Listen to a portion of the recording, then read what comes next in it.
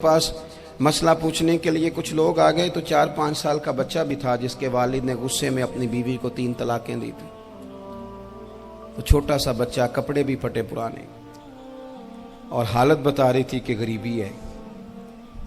तो जब मैंने मसला बताया कि 3 तलाकें हो गई हैं तो वापस जाने लगे, तो बच्चा मुझसे कहता है, देहाती आदमी तो कहने लगा, मौलवी साहब मेरी अम्मा ते नानी कहनी असन पूछ के आई आप कि हुण असीं लहदा ही रहना है।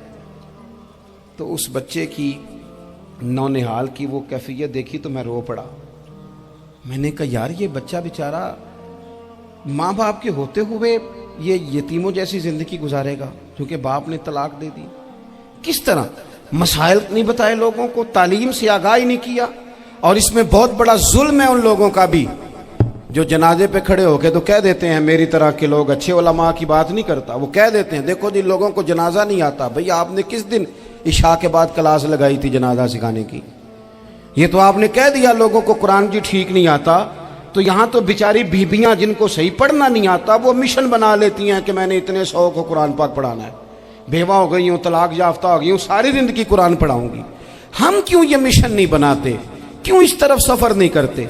एक तो दीनी मालूमात में, दीनी उलूम में अपने आप को लगाएं और ज़ौक़ पैदा करें कि जो चीज़ें मुझे नहीं आती मैंने वो सीखनी है, जो मामलात मुझे नहीं आते मैंने उनकी तरफ सफ़र करना है। एक तो अपना ये मिजाज बनाएं। और जब आप दीनी उलूम सीखते हैं तो पता है कौन सा मंजर कायम होता है? मंजर वो बनता है कि हज़रत अबू हुरैरा भी दीन सीखा करते थे, हज़रत अब्दुल्ला इब्ने उमर भी असहाबे सुफ़ा में रहा करते थे, हज़रत अनस बिन मालिक भी रहा करते थे।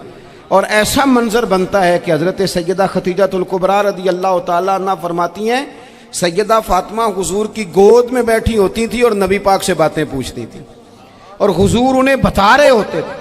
सैयदा आयशा हुजूर से दीन की बातें पूछती। चौथा हिस्सा हमारी फिका के उसूल हजरत फातिमा की, हजरत आयशा सिद्दीका की मरवियात पर मबनी है। अगर हमारी बच्चियां छोड़ दें डाइजेस्ट पढ़ना, छोड़ दें इधर उधर की मूवी देखना और वो किताब व सुन्नत पर आ जाएं, तो बहुत सारे मसाइल ऐसे हैं जो उलझने से पहले ही सुलझे हुए हों। दीनी तालीम का मिजाज और ज़ौक़। और दूसरी आयत करीमा मैंने तिलावत की, अल्लाह करीम ने कुरान मजीद में फरमाया, या अय्युहल्लज़ीना आमनू कू अनफुसकुम व अहलीकुम नारा, ऐ ईमान वालों खुद भी दोज़ख की आग से बचो और अपने घर वालों को भी बचाओ। ओ वालिद, वो माँ जो बच्चों को भूख से बचाने के लिए मेहनत करती है, उनको मायूसी से बहुत सारे माँ बाप ऐसे होते हैं जिनके पास कपड़े लेने के पैसे नहीं होते ईद पे। क्यों? अजान शुरू होगी जी, अजान सुने जी। अजीज भाई, जिस तरह हम अपने बच्चों को देखें, बहुत सारे माँ बाप के पास गुंजाइश नहीं होती, लेकिन इस नीयत से कि बच्चों के दिल टूट जाएंगे, ईद पे कैसे गुजारा करेंगे, मुश्किल से भी कपड़े खरीद के देते। इस तरह हम अपने बच्चों को भूख से, प्यास से, मायूसी से बचाते हैं।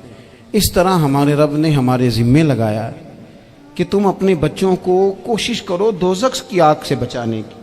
हज़रत उमर फ़ारूक रज़ी अल्लाह तआला अन्हु ने अर्ज़ किया था, या रसूल अल्लाह सल्लल्लाहु तआला अलैहि वसल्लम, इस आया करीमा का माना क्या है? तो महबूब करीम अलैहिस्सलाम ने फरमाया, उमर, जिन चीज़ों का अल्लाह तुम्हें हुक्म देता है तुम अपने घर वालों को उन चीज़ों का हुक्म दो। जिन चीज़ों से रब रसूल तुम्हें मना करते हैं अपने घर वालों को उनसे रोको। अपने घर के अंदर निफाज़े दीन करने की कोशिश करो। मेरे भाई, बहुत ज़्यादा आजमाइश है हमारे घरों में, बेचैनियाँ हैं, इज़्तिराब है, बच्चों में सख्ती है, बहन भाई एक दूसरे के साथ लड़ते हैं, मिजाजों में तलखी आ गई। क्यों भला?